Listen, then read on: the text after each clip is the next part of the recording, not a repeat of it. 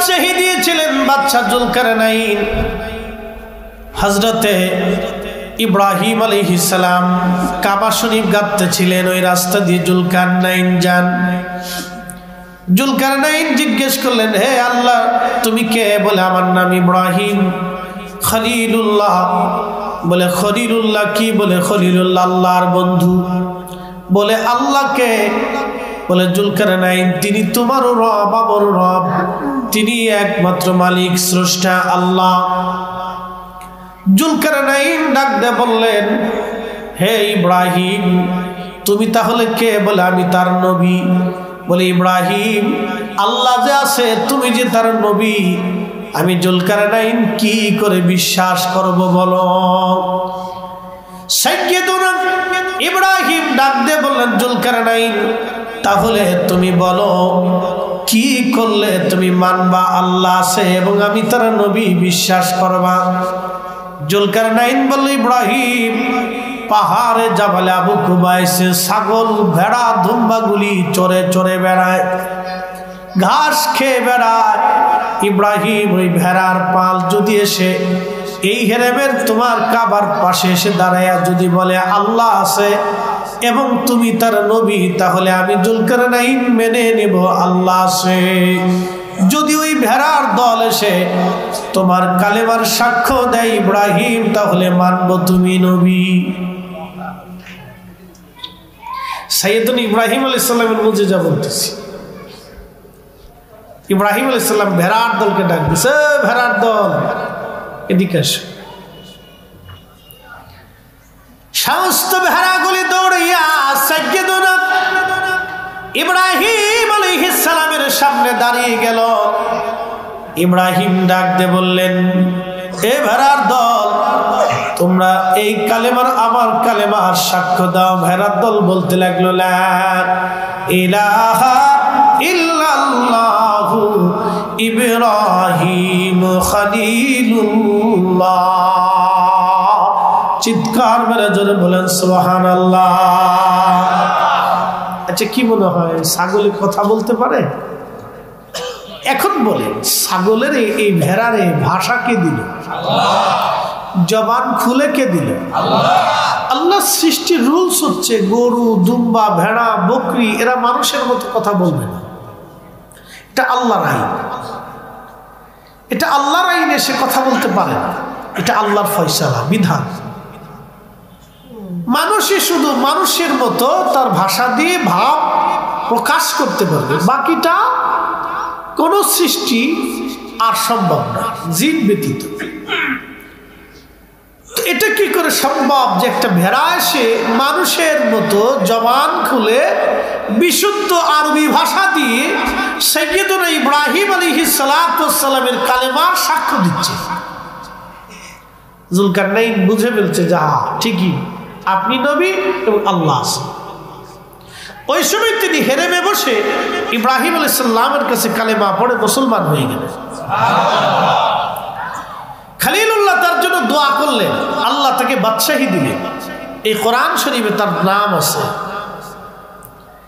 এই পবিত্র কোরআনে জুলকারনাইনের নাম আছে। আল্লাহ তাকে এত দূর পর্যন্ত বাদশাহী দিলেন যে পৃথিবীতে সূর্য যেখানে অস্ত যায়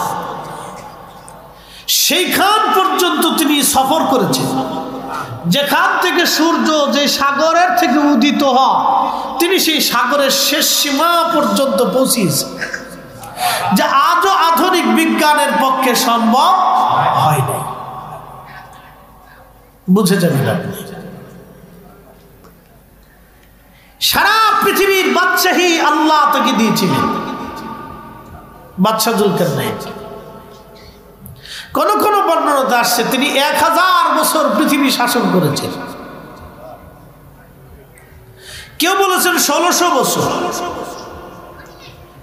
আমরা 1000 বছরই ধরি বা 800 বছরই ধরি, এটা তো 4টিখানি কথা না। সারা পৃথিবী শাসন করেছে, সারা পৃথিবীতে তিনি ঘুরে বেরিয়েতেন। আল্লাহ ওনাকে একটা ঘোড়া দিয়েছিলেন, এই ঘোড়ার মাধ্যম দিয়ে সারা পৃথিবীতে সফর করতেন। ওনার পরে আল্লাহ আর একজনকে বাদশাহী দিলেন, তিনি সুলাইমান আলাইহিস সালাম।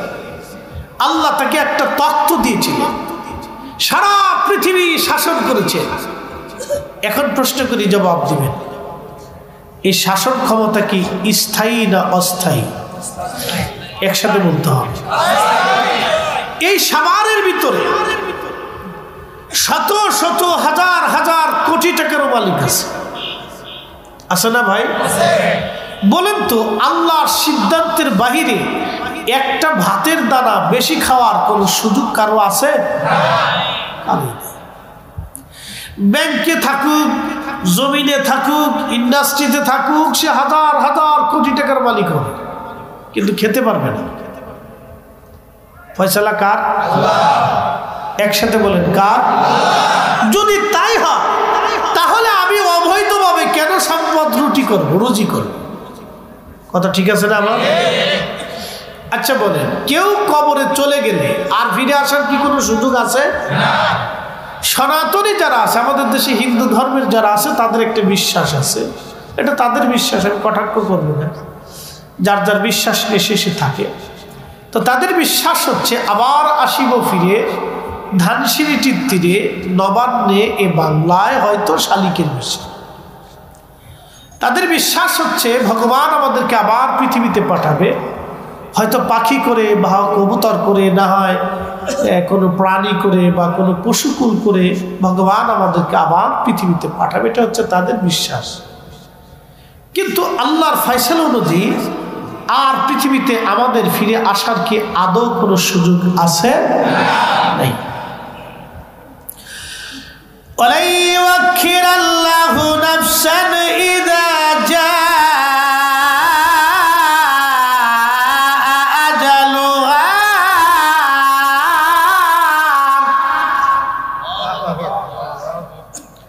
রব্বুল আলামিন বললেন, রে বান্দা, হায়াত শেষ হলে তুমি আমার কাছে চলে আসবে, কিন্তু ফিরে আসা আর কোনো সুযোগ নাই। তুমি যে পৃথিবীতে ফিরবা, এই ফিরার আর কোনো সুযোগ নেই। এই জন্য কোরআনে আরাকাত আল্লাহ বলছে, কাইফা তাকফুরুনা বিল্লাহি ওয়া কুনতুম আমওয়াতা। তোমরা কি করে আমি আল্লাহকে অস্বীকার করো? তোমরা কি করে আমি আল্লাহকে অস্বীকার করো? তোমরা কি করে আমি রবকে অস্বীকার করো?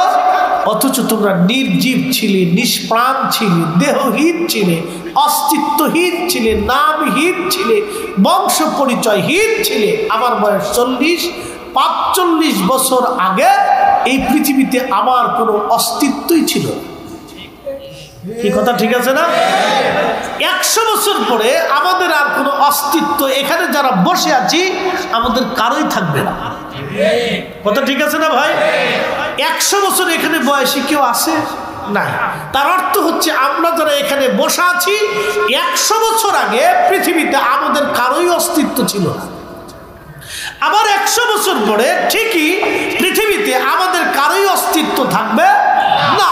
এটা চিরসত্য, একবারে চিরসত্য, একবারে চিরসত্য। এটা আমরা বুঝি, কিন্তু আসলে মনে প্রাণে হৃদয়ে ধারণ করি না। আমরা সবাই জানি, কিন্তু ধারণ করি না। প্রিয় সাভারবাসী, রব্বুল আলামিন আমাদেরকে জানিয়ে দিলেন, হে বান্দা, তুমি কি করে আমাকে অস্বীকার করো? অথচ তুমি নির্জীব ছিলে, নিষ্প্রাণ ছিলে, দেহহীন ছিলে, অস্তিত্বহীন ছিলে, শক্তিহীন ছিলে, ক্ষমতাহীন ছিলে, তুমি কিছুই ছিলে না। ফাআহিয়াকুম, তোমার জীবন আমি আল্লাহ দিলাম। আপনি যদি আপনার নিজের স্বাস্থ্যের দিকে তাকিয়ে দেখেন, আপনার নিজের বডিটা আপনার নিয়ন্ত্রণে নাই। শিশুকালে একরকম, কৈশোরে আর এক রকম, বালকে ভিন্ন রকম, যৌবনে আর এক রকম, বৃদ্ধকালে আর এক রকম। এইভাবে আপনার দেহটাই পরিবর্তন। আপনার ইচ্ছা অনুযায়ী পরিবর্তন করতে পারেন না। যদি মানুষের দেহটা মানুষের ইচ্ছার উপরে থাকতো, তাহলে পৃথিবীর কোনো মানুষ বুড়া হইতো না, সবাই জোয়ান থাকতো। তাহলে আমাদের ইচ্ছার উপরে আমাদের বডি নেই, অর্থাৎ আমাদের ইচ্ছা হলেও আমরা অনেক কিছু করতে পারবো না। আমরা ইচ্ছা করলেই পৃথিবীতে বেঁচে থাকতে পারবো না। আমরা ইচ্ছা করলেই গরু যেমন 1 মণ খায় প্রত্যেকদিন খেতে পারবো না। প্রত্যেকদিন তিমি 110 মণ খাবার একটা তিমি খায়, আপনি ইচ্ছা করলেই 110 মণ খেতে পারবেন না। চিরসত্য। এর অর্থ হচ্ছে আমরা আমাদের নিয়ন্ত্রণে নেই, আমাদেরকে যিনি নিয়ন্ত্রণ করেন তিনি কে? একসাথে বলেন কে? তাহলে আইন মানবো কার? সেজদা হবে কার? জিকির হবে কার? ইবাদত হবে কার? সব আল্লাহর জন্য হওয়া উচিত। একবারে সহজ ভাষা, সুন্দর বক্তব্য। আল্লাহ কোরআন থেকে বলতেছে আমাদের সব কিছু আল্লাহর জন্য হওয়া উচিত। বলুন হুজুর আপনি বলুন, ইন্না সালাতি ওয়া নুসুকি ওয়া মাহইয়ায়া ওয়া মামাতি লিল্লাহি রাব্বিল আলামিন। বন্ধু আপনি বলুন সালাত, কুরবানি, জিন্দেগি, মউত আল্লাহর জন্য। একসাথে বলুন কার জন্য? আমরা সবাই জানি কিন্তু বুঝি কয়জন? এই মাইকের আওয়াজ বহু জায়গা যাচ্ছে, সবাইকে এখানে আসতে পারবে? আল্লাহ আপনাকে পছন্দ করছেন বিদায় ভিতরে নিয়ে আসছে। এই কথাটা সারা জীবন মনে রাখবেন যে আল্লাহ আপনাকে পছন্দ করেন বিদায় মসজিদের কাতারে দাঁড়া করা। আল্লাহ আপনাকে পছন্দ করেন বিধায় আপনাকে জিকিরের মজলিসে বসা। আল্লাহ আপনাকে পছন্দ করেন বিধায় আপনাকে মুসলিম বানিয়েছেন। আল্লাহ আপনাকে পছন্দ করেন বিধায় আপনি এখানে আসছেন। বলে হুজুর এটা কি তাহলে বাকিদেরকে কি আল্লাহ পছন্দ করে নাই? এটা কি বলবেন? ব্যাখ্যা কি? আমি আপনাদেরকে জবাব দিয়ে দিচ্ছি। আমাদের দেশে পাগল আছে না ভাই? পাগল কি ডাইন বাম কিছু বুঝে? বুঝে না। আচ্ছা শিশু বাচ্চা আছে না ভাই, ও কি ডাইন বাম তেমন কিছু বুঝে? বুঝে না। আচ্ছা পাগল ধর্ম সম্পর্কে আল্লাহ সম্পর্কে কিছু বুঝে না। আমাদের শিশু বাচ্চারাও ধর্ম কর্ম সম্পর্কে ওরা কিছু বুঝে না। জঙ্গলে আমাজনে বিভিন্ন জঙ্গলে যারা দেখবেন জুগলি আছে তারাও ধর্মকর্ম সম্পর্কে কিছু বুঝেন। ভালো আছেন?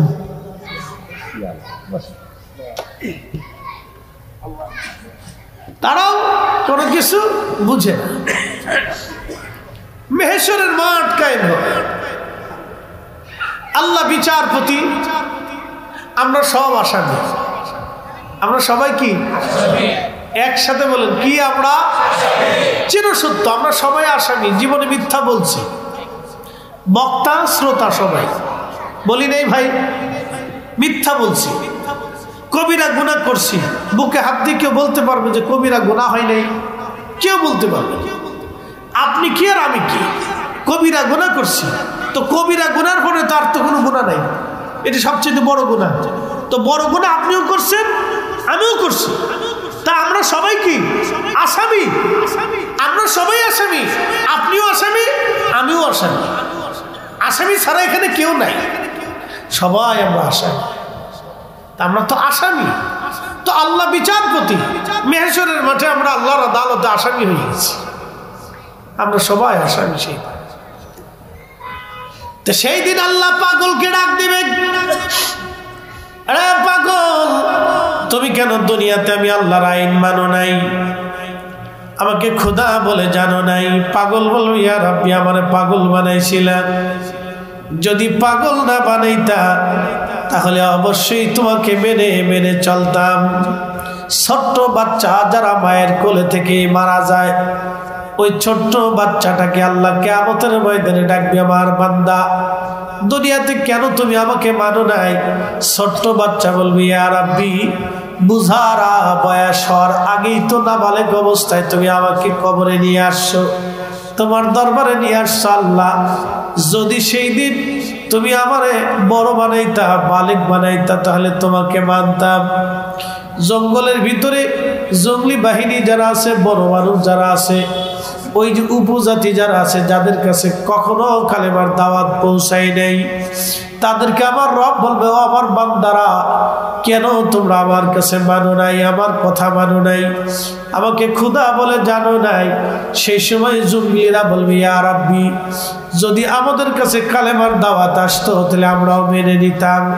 আল্লাহ, কেউ তো কালেমার দাওয়াত আনে নাই, সেই জন্য আমরা মানতে পারি নাই।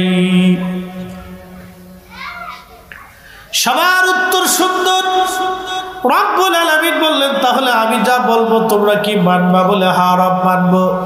তখনই আল্লাহ বলবেন, এ আমার বান্দারা, এ পাগল যারা দুনিয়াতে পাগল ছিল, এ শিশু, তোমরা যারা শিশু খেলে আমার ডাকে চলে আসছো, এ জঙ্গলের প্রাণী মানুষগুলি তোমাদের কাছে যাদের কালেমার দাওয়াত পৌঁছায় নাই, আমি রব এখনই হুকুম দিলাম, তোমাদেরকে জাহান্নামী বানাইলাম, তোমরা জাহান্নামে চলে যাও।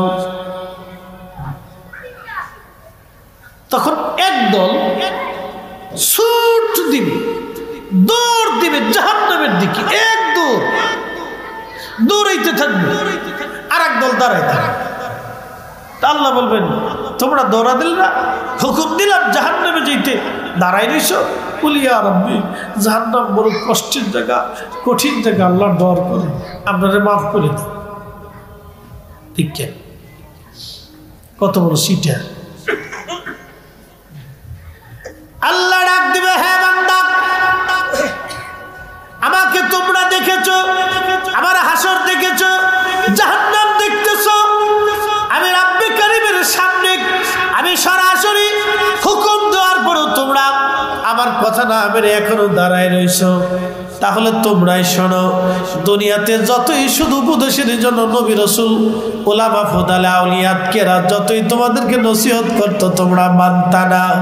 আমার এই সরাসরি তোমরা মানলা না, দুনিয়াতেও তোমরা মানতা না। অতএব জাহান্নামে চলে যাও, জাহান্নামে চলে যাও, জাহান্নামে চলে যাও, তোমরা জাহান্নামে।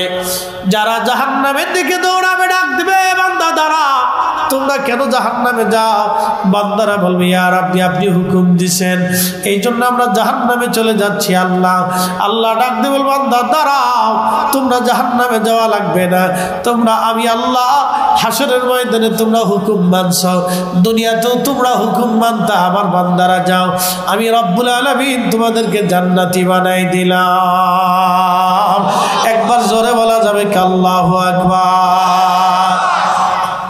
আমরা যারা আসছি আমাদের বুলন্দ নসিব, কথা ঠিক আছে না? আল্লাহ পছন্দ করে। একসাথে বলেন, কে পছন্দ করে? আল্লাহ পছন্দ করে, বিদায় ঢুকাইছে। ভাবতে হবে যে আল্লাহ ভালোবাসে, বিদায় ঢুকাই দিছে।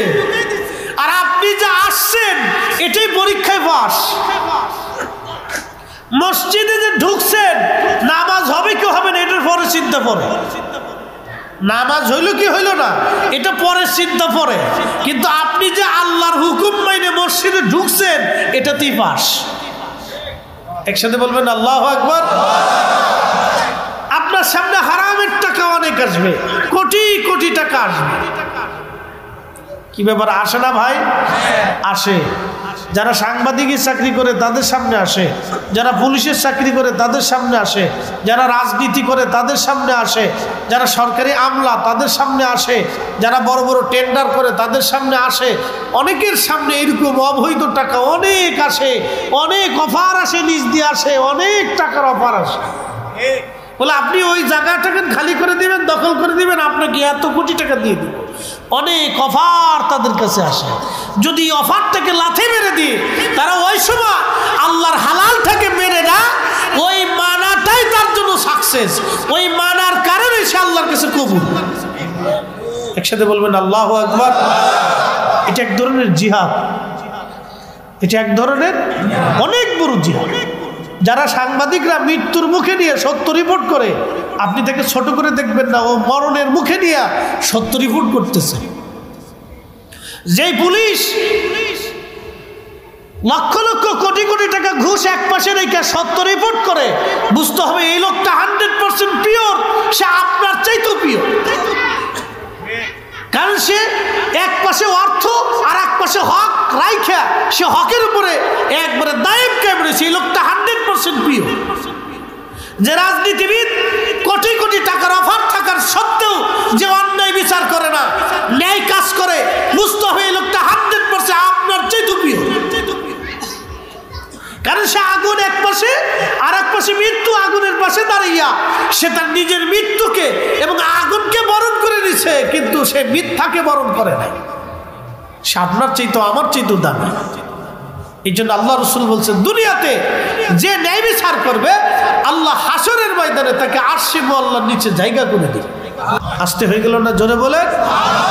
আর পৃথিবীতে ন্যায় বিচার করা কিন্তু কঠিন। আপনি ন্যায় বিচার করলে বহু মানুষের শত্রু হবেন। কি কথা কন না কেন? আমাদের দেশের মানুষ কি সবাই ভালো?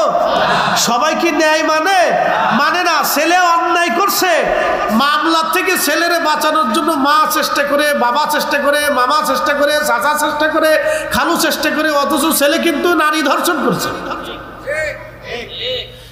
এই বাপের উচিত কি?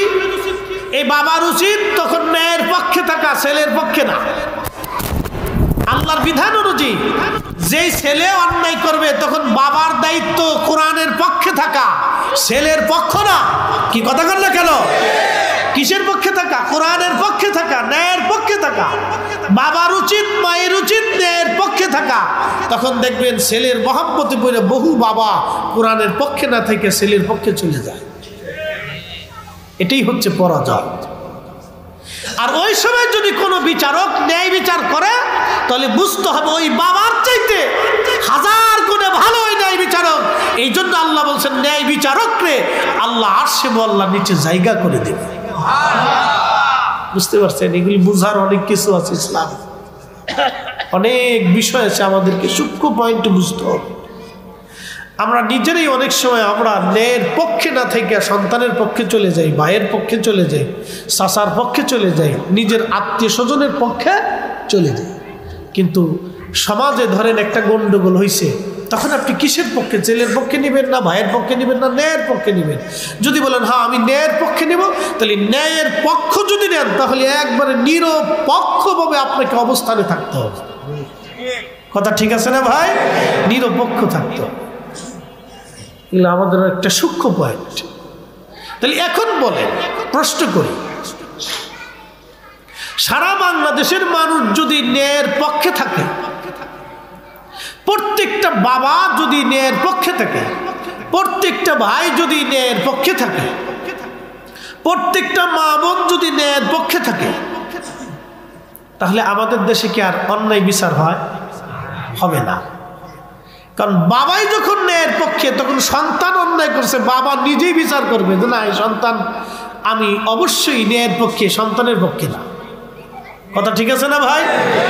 আর বাবাই যখন যায় বলে চেয়ারম্যান সাহেব এই পোলাটা কিন্তু আমার, আপনি একটু দেখেন, কিন্তু যেমনি হোক সিস্টেম করে পোলাটার বাঁচানো যায় কিনা। পোলা করছে অকাম, তখনও চেয়ারম্যান সাহেবটা বুঝায় কিছু পয়সা করে দেবেন, এই পোলাটা বাঁচাই দিয়ে। কি বাপের বাপ! এই বাপে আবার মইরে চিন্তা করে বেহেশত পাবো, 80টা হুর নিব, একবারে বেহেশত চলে যেতেছি। শয়তান হাসে আর উরে চাচা, তোমার মতো সিটার পৃথিবীতে আর নাই, তুমি আমার সেতু বড় সিটার। এই জন্য শোনেন, যেই বিচারক ন্যায় বিচার করে আপনি ভাববেন সে মর্দে মুজাহিদ, সে আগুনের সামনে রেখে ন্যায় বিচার করতেছে। ন্যায় বিচার যখনই করবেন তখনই বহু মানুষ আপনার শত্রু হবে। ন্যায় কথা যখন বলবেন তখন বহু মানুষ আপনার শত্রু হবে। কি কথা কন না কেন? আপনি যখনই ন্যায় বিচার করবেন ন্যায়ের পক্ষে থাকবেন। যেই সাংবাদিক ন্যায়ের পক্ষে থাকে তার মৃত্যুর ঝুঁকি থাকে, যেই পুলিশ ন্যায়ের পক্ষে থাকে তার চাকরির অসুবিধা থাকে, যেই সরকারি আমলা ন্যায়ের পক্ষে থাকে, ঘুষ খায় না, দুর্নীতি করে না, তার চাকরি নিয়ে, তার প্রমোশন নিয়ে বহু ঝামেলা থাকে। কি কথা কন না কেন? যেই চেয়ারম্যান মেম্বার ন্যায়ের পক্ষে থাকে তার মৃত্যুর ঝুঁকি থাকে, যেই রাজনৈতিক নেতা ন্যায়ের পক্ষে থাকে তার শত্রু বেশি থাকে, তার মৃত্যুর ঝুঁকি থাকে। এই জন্য এই সমস্ত ব্যক্তিরা যারা ন্যায়ের পক্ষে থাকবে তাহলে বুঝবেন তারা আমাদের চাইতেও দামি, আবেগদের চাইতেও দামি। তাদেরকে মর্যাদা দিবেন, সম্মান দিবেন, তারা আলাদা সম্মানে। কারণ তারা পৃথিবীতে না থাকলে তাহলে পৃথিবী অন্ধকার হয়ে যেত, ন্যায় নষ্ট হয়ে যেত, অন্যায় আসতো, আসমান থেকে বৃষ্টি বন্ধ হইতো, জমিনে শস্য উৎপাদন বন্ধ হয়ে যেত। আল্লাহ পাথর নিক্ষেপ করত, সময়ে সময়ে আল্লাহ গজব নিক্ষেপ করত, যদি এই ন্যায় পৃথিবীতে না থাকত। এই জন্য ন্যায় কাজ করে যারা, তাদেরকে আপনারা বেশি পছন্দ করেন। তারা আমাদের চেয়ে শ্রেষ্ঠ, আল্লাহর কাছে মর্যাদাবান। এগুলো সূক্ষ্ম পয়েন্ট।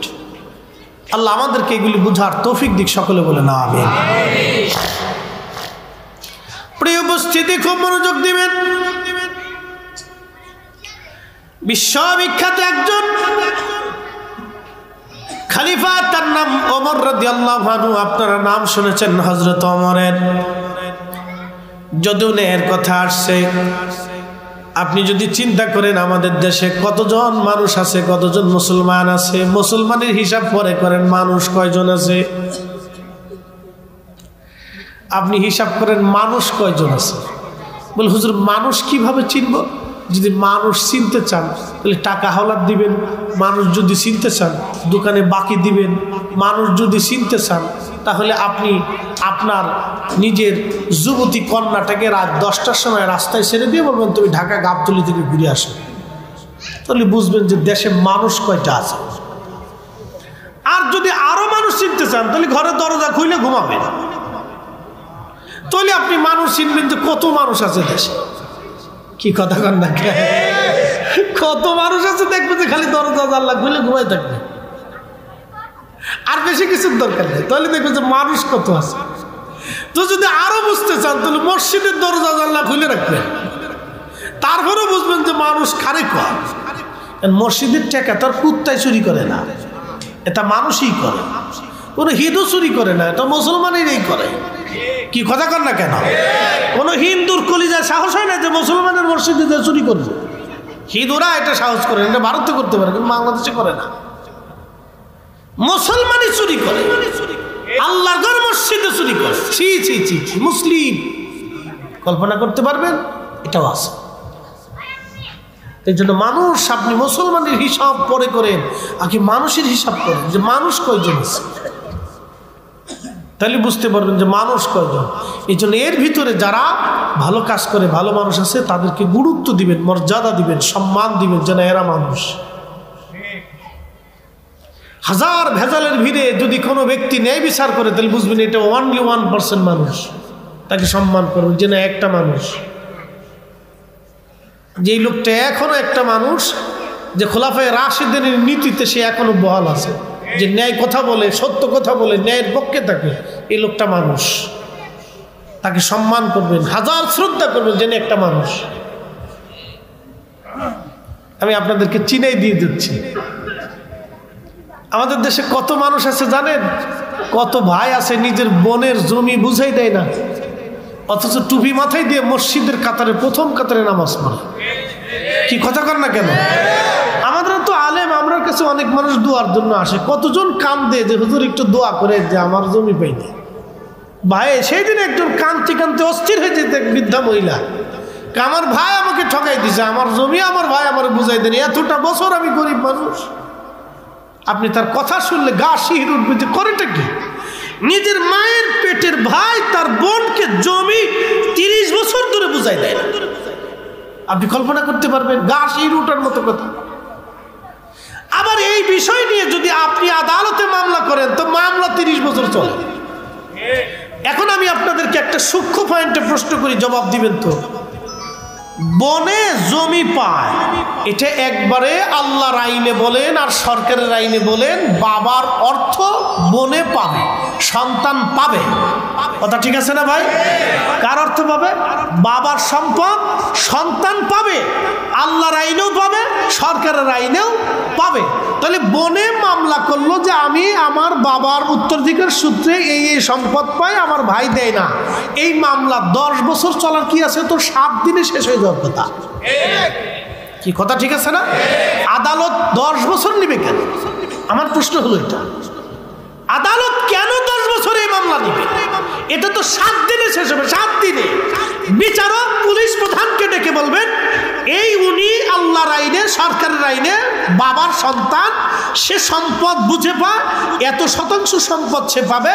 আপনি পুলিশ প্রধান অথবা আপনি ওসি সাহেব আপনি উপস্থিত থেকে তার সম্পদ ভাগ বাটোয়ারা করে বুঝিয়ে দিয়ে আপনি অত তারিখে বুঝিয়ে দিয়ে আসে আমাকে রিপোর্ট পেশ করবেন, শেষ। এই আদালতে যাও, হেনে যাও, হেনে যাও, হেনে যাও, আগামীকাল রায়, 3 মাস পরে রায়, 6 মাস পরে আবার কোর্ট, 10 মাস পরে কোর্ট। কি এক পাগলের দেশে বাস করতেছি রে ভাই। এগুলো চলতেছে। প্রিয় উপস্থিতি, আল্লাহর আকাশ থেকে আমাদের জন্য বৃষ্টিপাত বন্ধ হবে যদি পৃথিবীতে ইনসাফ না থাকে। জমিনে শস্য নষ্ট হবে যদি ইনসাফ না থাকে। আকাশ থেকে পাথর বর্ষিত হবে যদি ইনসাফ না থাকে। আপনি হজ করে কি করবেন যদি আপনার ভিতর ইনসাফ না থাকে? আপনি হজে হেরেমে যে আল্লাহর কাছে ক্ষমা চেয়ে কি করবেন যদি খাবার হারাম থাকে? কি কথা ঠিক আছে না ভাই? আপনি কাবা ঘর ধরে দোয়া করতেছেন, ইয়া রব, ইয়া রব, ইয়া আল্লাহ, ইয়া আল্লাহ, আপনি মাফ করে দেন, মাফ করে দেন। আপনার পোশাক হারাম, আপনার খাবার হারাম, আপনার পানি হারাম, তো বলেন আপনি কাঁদতেছেন, ইয়া রব, ইয়া রব, আপনার পোশাক হারাম, খাবার হারাম, আপনার পানি হারাম, আপনি কাবা ধরে কাঁদতেছেন, ইয়া রব, ইয়া রব, আপনি মাফ করে দেন, মাফ করে দেন, মাফ করে দেন, কিন্তু আপনার ভিতরে হারাম। আল্লাহ আকবার। ইসলাম আপনাকে বুঝতে হবে। এই জন্য আমাদেরকে আল্লাহ এই কোরআনের বিধানে আল্লাহ আমাদেরকে একটা উপদেশ দিয়েছে। আল্লাহু আকবার ওয়ালিল্লাহিল হামদু বিসমিল্লাহির রাহমানির রাহিম।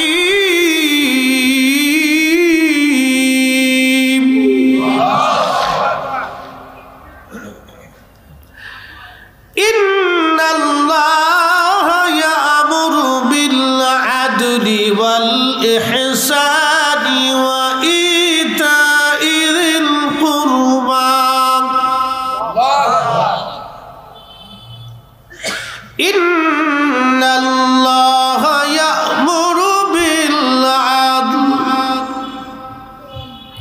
নিশ্চয়ই আমি রব তোমাদেরকে হুকুম করলাম তোমরা পৃথিবীতে ন্যায় কাজ করবা, অন্যায় করবা না। ন্যায়কে সমর্থন করবা, অন্যায়কে সমর্থন করবা না। ফয়সালা আমাদের না, ফয়সালা আল্লাহর। তোমরা ন্যায় করবে, অন্যায় করবে না। প্রিয় উপস্থিতি, হযরত ওমর রাদিয়াল্লাহু আনহুর জামানাতে হিমস, বর্তমান যেটা সিরিয়াতে একটা প্রদেশের নাম হিমস, আলেপ্পো হিমস, দামেস্ক সিরিয়ার একটা প্রদেশের নাম হিমস। এই হিমস প্রদেশে হযরত ওমর একজন গভর্নর পাঠালেন। গভর্নরের নাম সাইদ ইবনে আমির রাদিয়াল্লাহু আনহু। রাসূল করিমের সাহাবী, রাসূল করিমের সাহাবী হযরত সাইদ ইবনে আমির রাদিয়াল্লাহু আনহুকে গভর্নর হিসেবে পাঠানোর পরে হযরত ওমর চিন্তা করলেন, আমি একটু হিমসে যে হিমসের অধিবাসীদের খবর নিয়ে আসি। সুদূর মদিনা থেকে সিরিয়ার হিমসে চলে গেলেন। হিমসের সেন্ট্রাল মসজিদে বসে হযরত ওমর সব মুসল্লি সিরিয়ানবাসীদেরকে ডেকে বললেন, হে সিরিয়ানরা, বলো এই গভর্নর নিয়ে তোমাদের কি কোনো মতামত আছে কিনা, তোমাদের কোনো বক্তব্য আছে কিনা, তোমরা বলো। তখন এই হিমসের যিনি জনগণ ছিলেন তারা বলেন, আমিরুল মুমিনিন, এই গভর্নর নিয়ে আমাদের 3টা প্রশ্ন আছে, 3টা আমাদের কথা আছে। বলে কি কথা, বলো, আপত্তি কি? তখন লোকেরা বলল, আমিরুল মুমিনিন, প্রথম আপত্তি হলো এই গভর্নর প্রত্যেক দিন সকালবেলা দেরিতে তিনি গভর্নর হাউজে আসেন, দেরি করে তিনি সরকারি কাজে আসেন, আগে আসেন না। কারণটা কি? কেন তিনি নির্দিষ্ট টাইমে আসেন না? তার দেরি কেন হয়?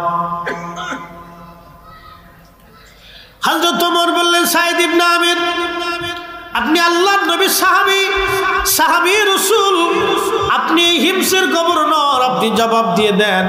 সাইদ ইবনে আমির রাদিয়াল্লাহু আনহু বলেন, আমিরুল মুমিনিন, বিষয়টা গোপন রাখতে চেয়েছিলাম, যেহেতু প্রকাশ হয়ে গেছে বলতেই তো হবে। আজ আমিরুল মুমিনিন আপনি শুনে যান, আপনি জেনে রাখেন, হুজুর গভর্নরি ভাতা হিসেবে প্রত্যেক মাসে যে টাকা আমার আসে, এই গভর্নরি ভাতা তো আমি গ্রহণ করি না। আমি সামান্য বাইতুল মাল থেকে কোনো রকম আমার মাসে চলে এমন অর্থ আমি গ্রহণ করে থাকি। আমিরুল মুমিনিন ওই টাকা দিয়ে আমার কোনো রকম সংসার চলে। একটা বাড়ির কাজের লোক আমি রাখতে পারি না।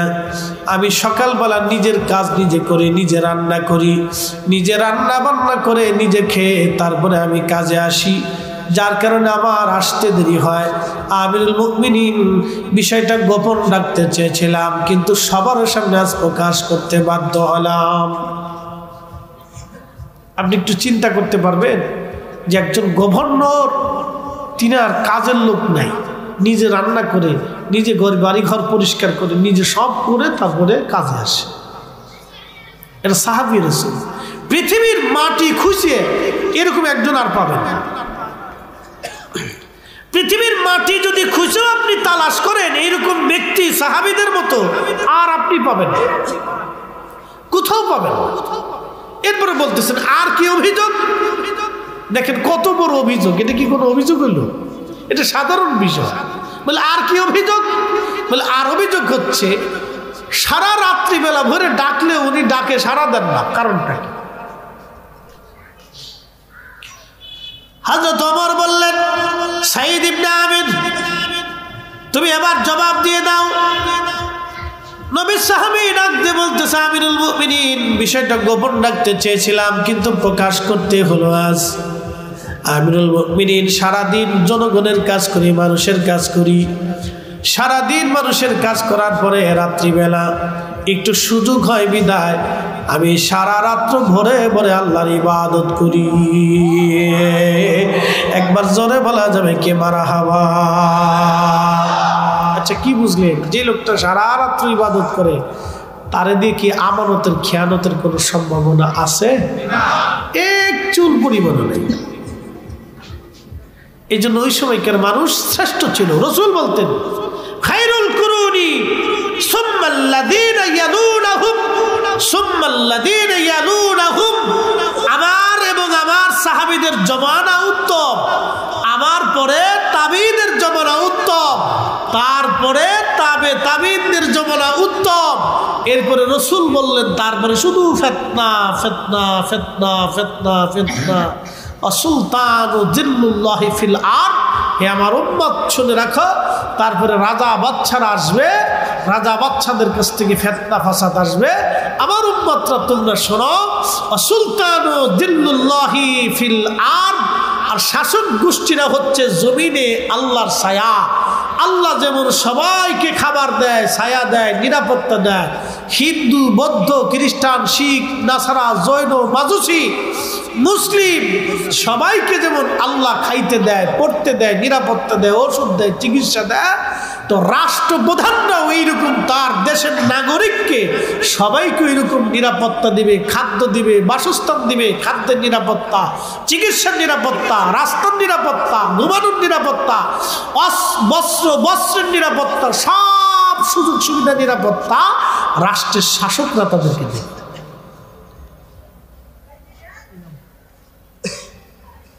আল্লাহ রসুল শাসক গোষ্ঠী কেমন হবে সেটাও 1450 বছর আগে বলে দিয়ে গেছে, যে শাসকদের আচরণ কেমন হবে সেটাও বলে দিয়ে গেল, যে সে সবাইকে সমান চোখে দেখবে।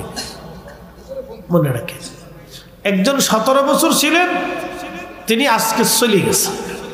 কি কথা কর না কেন? চলে গেছে না? চলে গেছে, চলে গেছে। আমাদের বিধানে না, এটা আল্লাহর বিধানে চলে গেছে, আল্লাহর আইনে চলে গেছে। ইসরায়েল 75 বছর ধরে ফিলিস্তিনিদের সাথে জুলুম করতেছে। আপনি জানেন কত বড় জুলুম? 10 লক্ষ ফিলিস্তিনিদের বাড়ি ঘর তারা উচ্ছেদ করে নিয়ে চলে গেছে। 75 বছর ধরে নিচ্ছে। আল্লাহ এখনো তাদেরকে এইভাবে রাখছে, 75 বছর ধরে নিচ্ছে।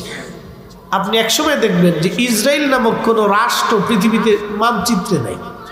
একসময় ছিল না, এটা থাকবে না। ফিলিস্তিন ফিলিস্তিনি থাকবে, এটা আদিকাল থেকে ফিলিস্তিন ফিলিস্তিনি থাকবে, এটাই থাকবে। তবে আরেকটা সুসংবাদ শুনে যান। এই ভূখণ্ডের ভিতরে যেটাকে শাম বলা হয়, ফিলিস্তিন, লেবানন, লিবিয়া, জর্দান, সিরিয়া, এই অঞ্চলটাকে শাম বলা হয়। এই শামের ভিতরে আল্লাহর নবী বলছেন কিয়ামত পর্যন্ত একদল মুজাহিদ থাকবে, যারা হকের জন্য কিয়ামত পর্যন্ত লড়াই করতে থাকবে। পৃথিবীর সমস্ত শক্তি একত্রিত হয়ে মিলেও আমার এই উম্মতদেরকে ধ্বংস করতে পারবে না। না হয় না, আরো একসাথে বলেন আল্লাহু আকবার। আরো জোরে জোরে জোরে জোরে জোরে বলেন তো, রসুলের কথা একটাও মিথ্যা হবে, একটাও ভুল হবে? সব কয়টা কথাই চিরসত্য এবং বাস্তব, একটা কথাও রং হবে। তিনি যা বলেছেন এটাই হবে, যাহা বলেছেন এই উম্মতের জন্য সেটাই হবে। বলেছেন ওয়াদাউল আমানা, আমানতের খেয়ানত বেড়ে যাবে। ঠিক তাই পৃথিবীতে হচ্ছে। এতটাই খেয়ানত বাড়ছে যে নিজের বাবা সন্তানকে বিশ্বাস করতে পারে না। কথা ঠিক আছে না ভাই? এতটাই আমানতের খেয়ানত হয়েছে যে একজন মায়ের কাছে সন্তানও নিরাপদ বোধ হচ্ছে না। এরকম হচ্ছে, সন্তান রেখে পরপুরুষের হাত ধরে চলে যাচ্ছে না। বহু ঘটনা এমনও হচ্ছে, নিজের বাবা নিজের কন্যাকে ধর্ষণ করেন। শুনলে বমি হবে, মনে হবে যে পৃথিবীতে বেঁচে থাকার কি লাভ আছে। আপনার কাছে মনে হবে যে মানুষ হয় কি করে। এটা হচ্ছে। প্রিয় মুসলমান, খুব মনোযোগ দিবেন। হযরতে সাঈদ ইবনে আমির রাদিয়াল্লাহু আনহু তিনি জবাব দিলেন, আমিরুল মুমিনিন, সারা রাত আমি আল্লাহর ইবাদত করি, সারা রাত ঘুমাই না। সেই জন্যে আমি চিন্তা করলাম সারা রাত্র আমি আল্লাহর কাজ করি, যার কারণে মানুষ আমাকে ডাকলেও আমি তাদের ডাকে সাড়া দেই না, কারণ সারা রাত আমি আল্লাহর কাজে সময় কাটাই। বলে লোকেরা বলো আর কি অভিযোগ? লোকেরা ডাক দিল, বলল আমিরুল মুমিনিন আর একটা অভিযোগ হলো তিনি মাসে একদিন কাজে আসে না। ওই একটা দিন তিনি কি করেন আমরা জবাব চাই। সারা মাসে একটা দিন সে কাজে আসে, আমাদের কথাবার্তা শুনে না। তো কারণটা কি? ওই দিনটা সে করেটা কি? তার জবাব চাই। খলিফা বললেন, সাঈদ ইবনে আমির আপনি বলেন। সাঈদ ইবনে আমির বললেন, আমিরুল মুমিনিন আপনি জানেন আমি অত্যন্ত পীড়িত গরিব মানুষ। গভর্নরি ভাতা হিসেবে বাইতুল মাল থেকে যাহা আসে আমার কোনো রকম খোরাকি হয়, পোশাক আশাক কেনার মতো কোনো অর্থ করি আমার নাই। হুজুর আমার একটা মাত্রই জুব্বা, এছাড়া আর কোনো জুব্বা আমার নাই। এই জুব্বাখানা 1 মাস পর পর আমি পরিষ্কার করি, ধৌত করি। আমিরুল মুমিনিন এই জুব্বাটা মাস শেষ হলে আমি একটা দিন পরিষ্কার করার জন্য আমার পোশাক আশাক সব পরিষ্কার করে আমি একটা দিন পোশাক না থাকার কারণে আমি কাজে ফিরতে পারি না। ওই একটা দিন আমি আসি না, কারো কথা শুনি না, ওই দিন আমি পোশাকহীন থাকি, আমার জুব্বা থাকে না। হুজুর আমার একটি জুব্বা, সারা মাস পরে আমি একদিন এটা ধৌত করি, ওই দিন আমি আসতে পারি। আচ্ছা বলেন তো এটা কেমন গভর্নর? তারা মুসলমান, সাহাবী রাসূল। এই জন্য আল্লাহর কোরআনে তাদের সম্পর্কে আল্লাহ বলে দিলেন, রাদিয়াল্লাহু আনহু রাদু আন, আমি তাদের উপরে খুশি, তারা আমার উপরে খুশি। যালিকা লিমান খাশিয়া রাব্বা, এজন্যই খুশি যে তারা আমি আল্লাহকে ভয় করত। একসাথে বলা যাবে আল্লাহু আকবার। কাকে ভয় করত? আল্লাহকে ভয় করত, আল্লাহকে ভয় করত। তেলের গাড়ি তেলে চলি,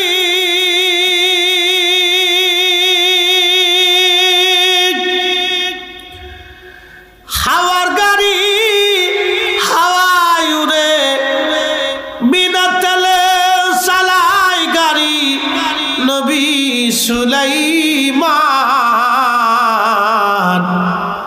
আমরা সেই মুসলমান, আমরা সেই মুসলমান। মুসলমান।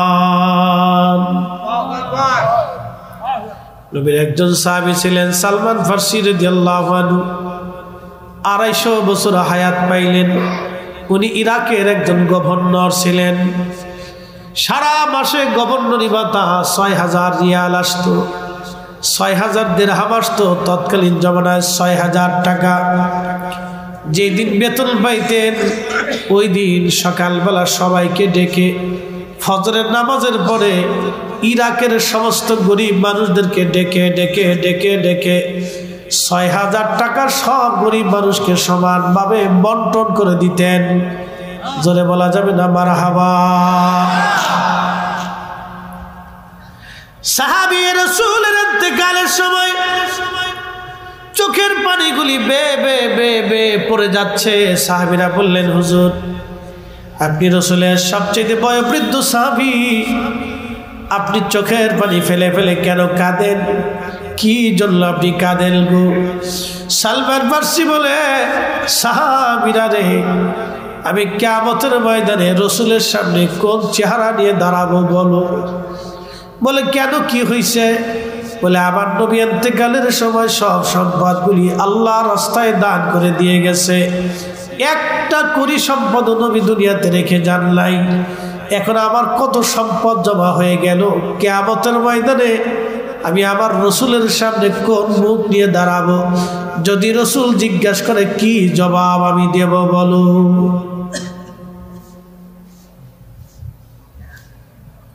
খুব মনোযোগ দিয়ে, তখন উনি খুব কাঁদতেছিলেন। তো লোকেরা বললো, হুজুর আপনার কি জমা হয়েছে এত? আপনি তো দেখছি সব কিছু দান করে দিতেন, এত কি জমা হয়েছে? আমার এত মাথার পাগড়ি আছে, একটা আবা আছে, একটা জুব্বা আছে, একটা লাঠি আছে, কাঠের লাঠি, একটা কাঠের পিয়ালা আছে, আর একটা কাঠের কাপ আছে, গ্লাস আছে। কয় লাখ টাকার সম্পদ, কত হাজার কোটি টাকার সম্পদ। একটু চিন্তা করেন তো, বিগত 17 বছরে যারা হাজার হাজার কোটি টাকা চুরি করে বেগম পাড়ায় বাড়ি বানাইলো, সুইজারল্যান্ডে পাচার করলো, তাদের অবস্থা কি হবে একটু চিন্তা করেন তো। ও তো খেয়ে যেতে পারবে না, ওর ছেলে খাবে না মেয়ে খাবে, কেউ খেতে পারবে না। ছেলে কত খাবে? আর কিয়ামতের ময়দানে ছেলে তাকে সুপারিশ করবে? হাই হাই, কি আফসোস। শোনেন, দুনিয়াতে যারা সন্তানের জন্য হারাম উপার্জন রেখে চলে যায়, তাদের মতো বোকা পৃথিবীতে আর একটাও নাই। করোনার সময় বহু ধনী মারা গেছে, সন্তান বাবার জানাজাতেও যায় না, স্ত্রী স্বামীকে দেখতে যায় না। যে স্ত্রীর জন্য স্বামী হারাম উপার্জন করে, ওই স্বামী বোকা। এর মতো বোকা পৃথিবীতে আর কেউ নাই। কি কথা কর না কেন? চির সত্য কথা বলছি, এর মতো বোকা পৃথিবীতে আর কেউ কেউ নাই। এর মতো বোকা পৃথিবীতে আর কেউ নাই। সাহাবী রাসূল কাঁদতেছিলেন, বলতেছিলেন, আমার একটা পাগড়ি, একটা জুব্বা, একটা আবা, একটা লাঠি, একটা পানির পিয়ালা, আর একটা পানির খাবারের বাসন, তাও কাঠের। বলেন কত টাকার সম্পদ হবে আপনি হিসাব করেন তো। কাঁদতেছে, বলি এত কিছু জমা হয়ে গেল, আমি রাসূলের সামনে কি জবাব দেবো বলো তো? সাহাবী, এই জন্য আল্লাহ রাসূল বলতেন, আল্লাহ আল্লাহ ফিয়া সাহাবী, আল্লাহ আল্লাহ ফিয়া সাহাবী। হে আমার উম্মত, সাহাবীদের ব্যাপারে তোমরা সতর্ক থাকবে, সাহাবীদের ব্যাপারে আল্লাহকে ভয় করবে। লা তাত্তাখিদুহুম গারাদাম মিন বাদি, আমার ইন্তেকালের পরে আমার কোন সাহাবী সম্পর্কে সমালোচনা করবে না, বাজে কথা বলবে না, তাদের ত্রুটি অন্বেষণ করবে না, খাতা বের করবে না, তাদের ভুল ধরবে না। মান আহাব্বাহুম ফাবিহুব্বি আহাব্বাহুম আমান আবগাদানি ফাবিবুগদি আবগাদাহুম। যে তাদেরকে ভালোবাসবে সে আমি রাসূলকে ভালোবাসবে, যে তাদেরকে গালি দিবে সে আমি নবীকে গালি দিবে, যে তাদেরকে কষ্ট দিবে সে আমি রাসূলকে কষ্ট দিবে, যে তাদেরকে ভালোবাসবে সে আমি রাসূলকে ভালোবাসবে। একসাথে বলা যাবে মারহাবা। এরা কারা? সাহাবী। জোরে বলেন কারা? জোরে বলেন তারা কারা? সাহাবী। সাহাবী। চিন্তা করতে পারছেন? সে কাঁদতেছে, আমি গেলে কি করব? তখন তিনি ওসিয়ত করে বললেন, আমার ইন্তেকালের পরে আমার এই জুব্বার আবার যে কাপড়টা আছে এটা দিয়ে তোমরা আমার কাফনের কাপড় বানাবা, ফাগরির কাপড় দিয়ে আমার কাফনের কাপড় বানাবা, বাকি যত কাপড় থাকে এটা গরিব মানুষকে দান করবা, আমার কাঠের পিয়ালা, পানির পিয়ালা, হাতের লাঠিটাও গরিব মানুষকে দিয়ে দেবা। আমি দুনিয়াতে কিচ্ছু রেখে কবরে যেতে চাই না। আমি রসুলের সামনে কি জবাব দেব যদি রসুল আমাকে জিজ্ঞাসা করে? এই জন্য তিনি আশিকে রসুল ছিলেন। আশিক রসুল হজরত ওয়াসাল কারনী, আশিক রসুল হজরত সালমান ফারসি রিদওয়ানুল্লাহি তাআলা আলাইহিম আজমাইন, সাহাবী। রোম সম্রাট কিছু সৈন্য যুদ্ধে ধরে নিয়ে গেল। তো তাদের মধ্যে হজরত ওমরের জমানাতে রোমানরা মুসলিমদেরকে ধরে নিয়ে গেল। তাদের মধ্যে একজন সাহাবী ছিলেন আব্দুল্লাহ ইবনে হুযাইফা। আব্দুল্লাহ ইবনে হুযাইফাকে ধরে নিয়ে গেছে। তো রোম সম্রাট শুনছে যে বন্দী সৈন্যদের ভিতরে রসুলের একজন সাহাবী আছে। তো রোম সম্রাট রসুলের অনেক অনেক মুজেজা কথাবার্তা অনেক কিছু শুনছে। আরো শুনছে যে সাহাবীরা খুব তেজদীপ্ত, খুব ঈমানওয়ালা, খুব বিশ্বাসীওয়ালা, খুব ইয়াকিনওয়ালা। তারা ধরন, চেহারা, স্বাস্থ্য দেখতে তারা ভিন্ন রকম। এখন রোম সম্রাটের ইচ্ছা হলো তাহলে আমি একটু সাহাবী টেস্ট করে দেখতে চাই, সাহাবী দেখতে চাই। একসাথে বলেন আল্লাহু আকবার। এখানে বসে আছেন, পছন্দ কার? না না, জোরে বলেন কার? এর চাইতে লক্ষ গুণ মানুষ কিন্তু সাভারে আছে। এই অঞ্চলে 100 গুণ মানুষই সাভারে আছে। এখানে আমি আসবো আমি জানি না। আমার সেই দাখিলের ক্লাসমেট, আমার বন্ধু যেমন আবুল কালাম ভাই, আমরা একই এলাকার ছেলে, একই ওয়ার্ডে। আমরা দাখিল সেকশনে একসাথে পড়াশোনা করছি। বন্ধু এখন ইসলাম ব্যাংকে চাকরি করে। তা আমি এই লাইনে চলে আসছি। আমার সে বহু বছর পরে আমার মসজিদে গেছে যে দোস্ত আমার একটু সময় দিত। তা আমি তো প্রোগ্রাম আমার আজকে লোকে টাঙ্গাইলের ঘাটাইলে, আমি বলছি ওখানে 11টা 11:30 মাইক ধরবো, ওই বাদ আসা একটু সুযোগ দেওয়া দরকার। আসেন, বাদ আসে আসেন। আরও সাথে আর কয়েকজন মেহমান গেছিল। আমি যদিও তাদেরকে সমাদর করতে পারিনি, কিন্তু তো তখন আমি চিন্তা করলাম ঠিক আছে, দেবো ইনশাল্লাহ। শোনেন, একটা কথা বলি, আমরা যেই পীরের মুরিদ হই না কেন, দিন শেষে এটাকেই মানতে হবে। কি আসতে বলেন কেন? জোরে বলেন না না, একসাথে বলেন। আপনি যেই দল করেন না কেন, দিন শেষে কিন্তু এই কিতাব আপনাকে মানতেই হবে। এর বাহিরে এক চুল পরিমাণ গেলেও হবে কথা কন না কেন? হবে না, এটাকে মানতে হবে। এখানে যেটা হালাল আছে সেটা হালাল, যেটা হারাম আছে সেটা হারাম, যেটা বৈধ আছে সেটা বৈধ, যেটা অবৈধ আছে সেটা অবৈধ। কথা ঠিক আছে না ভাই? এটা সবার, সব মুসলিমদের জন্য সমান, সব পীরের মুরিদদের জন্য সমান, সব তরিকার মানুষের জন্য এটা সমান। যে মানে সে ঠিক, যে মানে না সে বেঠিক। কি কথা কর না কেন? কথা ক্লিয়ার না ভেজাল আছে? একবারে ক্লিয়ার। যে এটা মানে সে ঠিক, যে মানে না সে বেঠিক। সে যদি বলে যে আমি হযরত বরফির আব্দুল কাদের জিলানীর মুরিদ, তাও মানা যাবে না, কারণ বরফির আব্দুল কাদের জিলানী কোরআন ছাড়া না। কি কথা কর না কেন? রাসূলের সুন্নাহ ছাড়া না। তো মনোযোগ দিয়ে,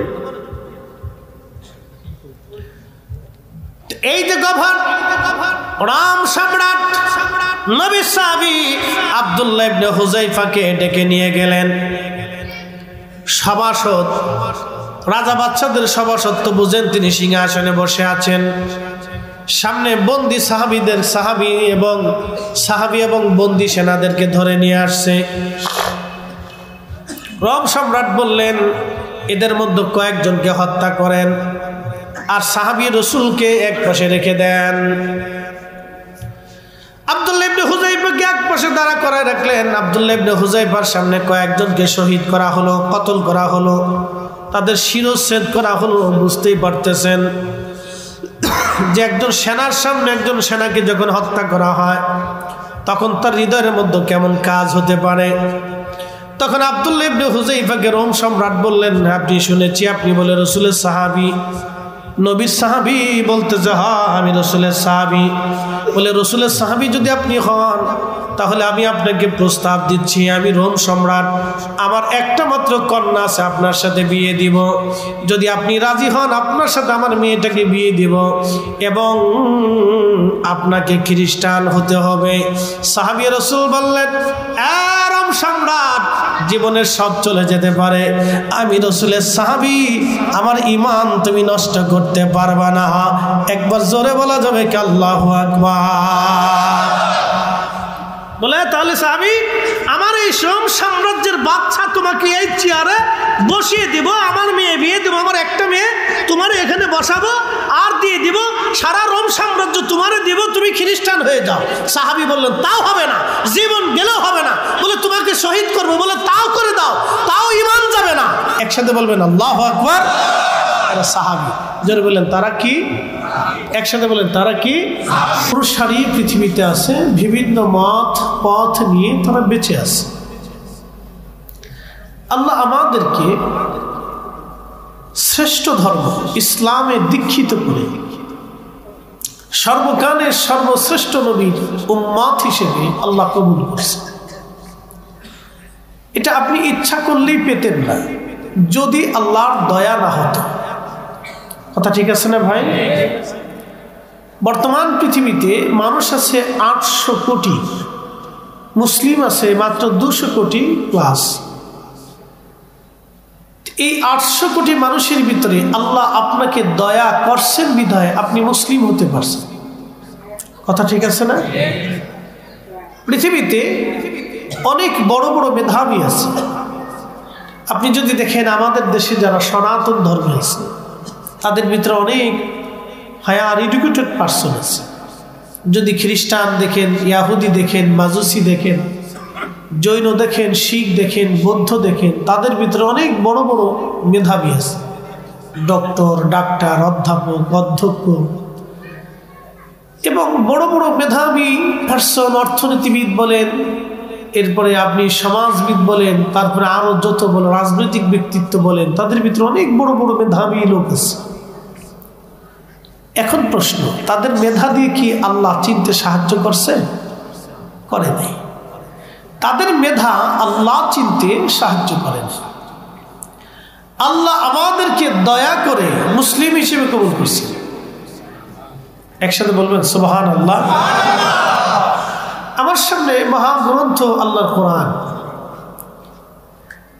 এই যে একটা কিতাব আপনাদের সামনে মসজিদে পাওয়া যায়, মাদ্রাসায় খুঁজলে পাওয়া যায়, লাইব্রেরিতে খুঁজলে পাওয়া যায় না ভাই?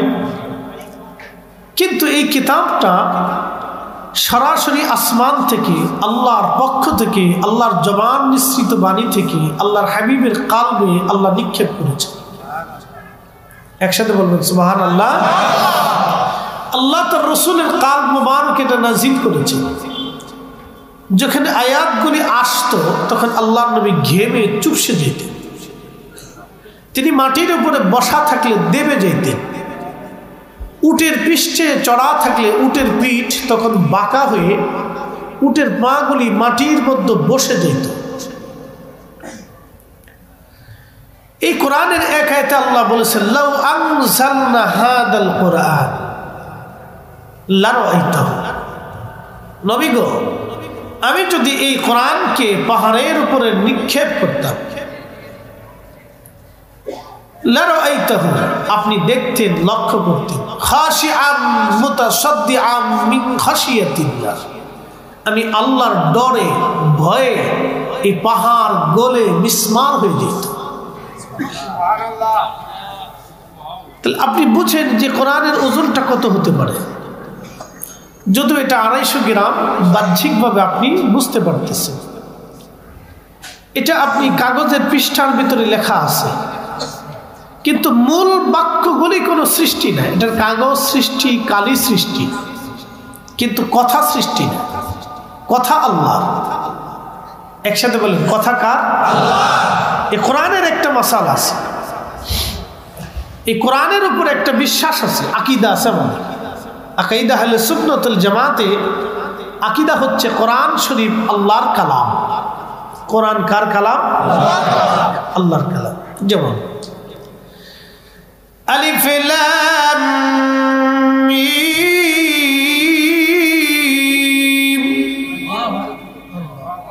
এই যে তিনটা হরফ আলিফ লাম মিম, এই শব্দগুলি পৃথিবীর কোনো ব্যক্তির, কোন সাহিত্যিকের, কোন কবির লিখিত নাই। যালিকাল কিতাবু লা রাইবা ফীহি হুদাল লিল মুত্তাকিন।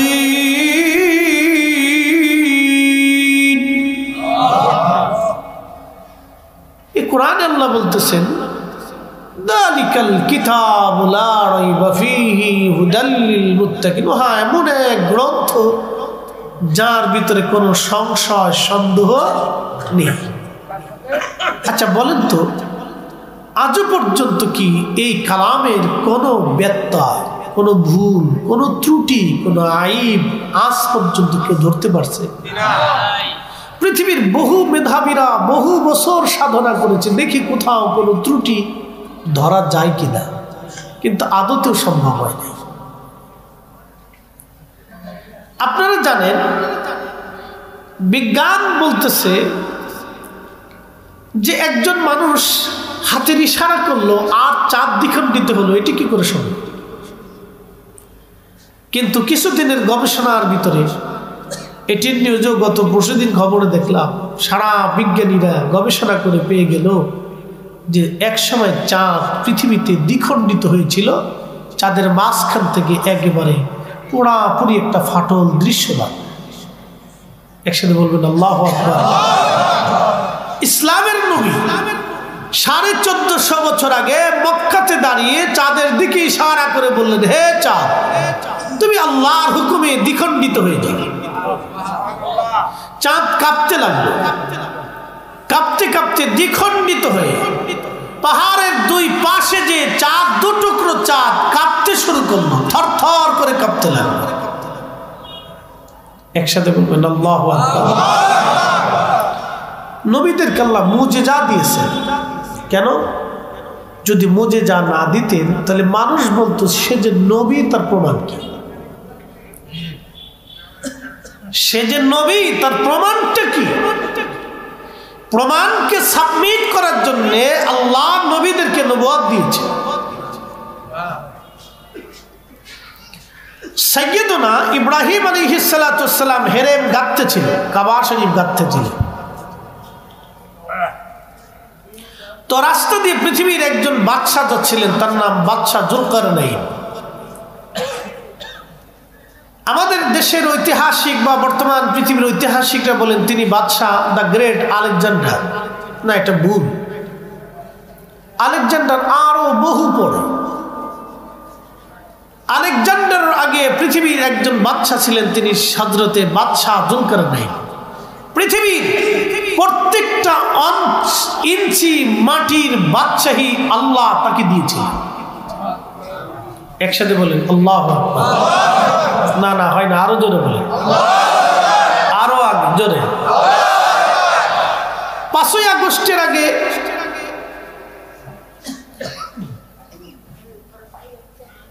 এক দলের অভিমত ছিল যে আমরা আরো বহুদিন টিকে থাকি, কিন্তু এখানের ফয়সালা হলো কুলিল্লাহুম্মা মালিকাল মুলক, আমি তামাম সৃষ্টির মুলকের মালিক। তুতিল মুলকা মান তাশা, আমি যাকে খুশি রাজত্ব দেই।